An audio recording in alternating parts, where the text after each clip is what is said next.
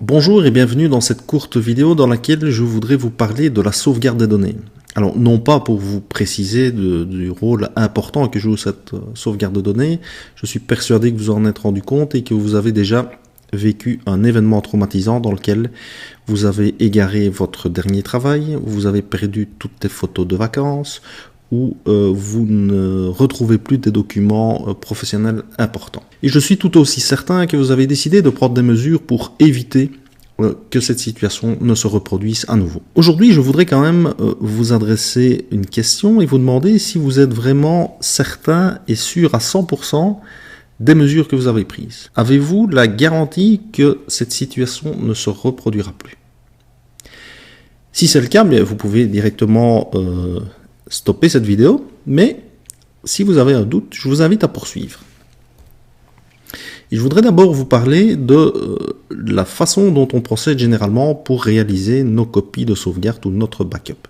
Bien, notre information se trouve stockée sur un ordinateur et petit à petit nous prenons la décision de stocker ces informations en double sur une clé USB, sur des supports DVD ou sur des disques durs.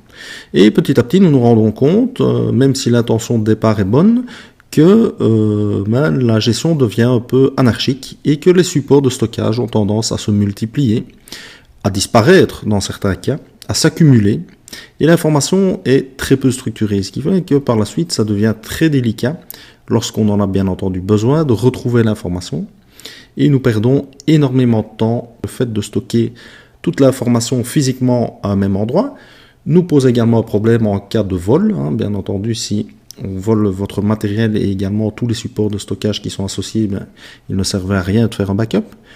Ou si malheureusement vous êtes victime d'un incendie, vous risquez de perdre la totalité de vos données et de vos supports. Les types de backup. On peut voir le backup à deux niveaux, me semble-t-il. Le premier concerne d'abord votre ordinateur, équipé de son système d'exploitation et des différents logiciels que vous avez installés. Ces logiciels, en général, vous pouvez les retrouver soit sur Internet, soit dans leur emballage d'origine, ce qui vous permet de les réinstaller. Ceci dit, il existe quand même des solutions qui vous permettent de stocker l'ensemble de vos logiciels et de votre système d'exploitation dans sa configuration optimale. On appelle ça réaliser une image de son ordinateur qui vous permet de réinstaller l'ensemble en une seule opération. Et donc, je vous invite fortement à procéder de la sorte. La deuxième catégorie de backup qui nous concerne directement dans cette vidéo, c'est plutôt la gestion de vos données. Et vos données peuvent se présenter bien entendu sous la forme de documents texte, de feuilles de calcul, différents documents de travail, de fichiers PDF, mais également vos vidéos professionnelles ou de vacances, et également tout votre stockage de photos numériques qui peut remonter à certaines années et qui évidemment s'accumule et au fur et à mesure de l'évolution des technologies nécessite de plus en plus de place de stockage. Donc nous allons aborder ici le stockage des données. Alors pour réaliser ce backup, on peut se demander, le backup que j'ai mis en place correspond-il à des critères qui me garantissent finalement une bonne sécurité et une certaine efficience de mon travail? Alors, je vous propose de voir quels sont les critères que je retiens pour un backup. Mais le premier, c'est d'abord l'organisation de travail. Avons-nous mis en place un système qui nous permet de nous organiser facilement, de retrouver l'information sans devoir consulter de multiples supports? Est-ce que l'information que nous voulons copier est dès le départ bien structurée? Et devons-nous réaliser un backup de l'ensemble de nos données? Parfois, nous avons certaines données qui sont déjà sauvegardées à plusieurs endroits. Je pense notamment aux mails qui sont souvent sauvegardés sur votre serveur de fichiers, en plus d'être sur votre ordinateur. Il en va de même également pour certains utilisateurs qui déposent leurs photographies en ligne. Vient ensuite la fréquence. Un des problèmes que nous rencontrons, c'est que le déclenchement du backup se fait malheureusement bien souvent trop tard et que l'espace entre deux backups fait que le nombre de données égarées a tendance à être important et donc finalement, malgré les mesures que l'on a mis en place, on n'arrive pas à bénéficier d'une solution idéale. Un troisième critère est le support que nous avons retenu.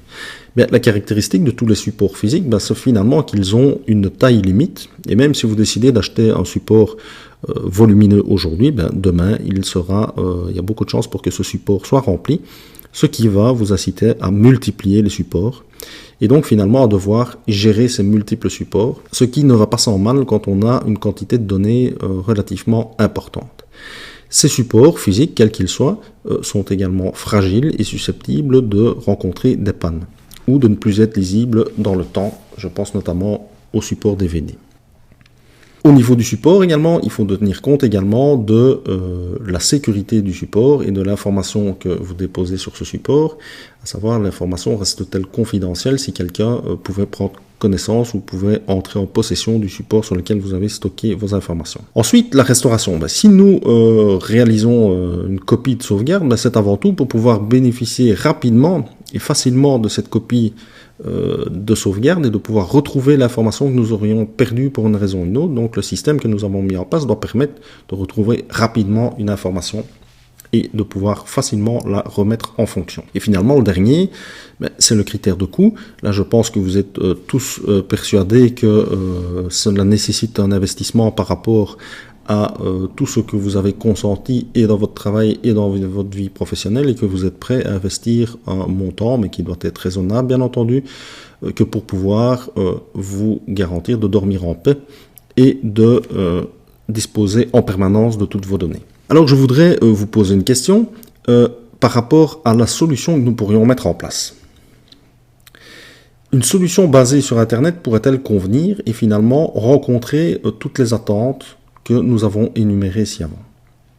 Alors personnellement, j'en suis convaincu, mais je vous invite à venir voir les arguments qui plaident dans cette solution sur le blog utiliser-internet.com, où vous aurez l'occasion de découvrir une solution, parmi d'autres bien entendu, qui permettent de répondre à l'ensemble de nos attentes.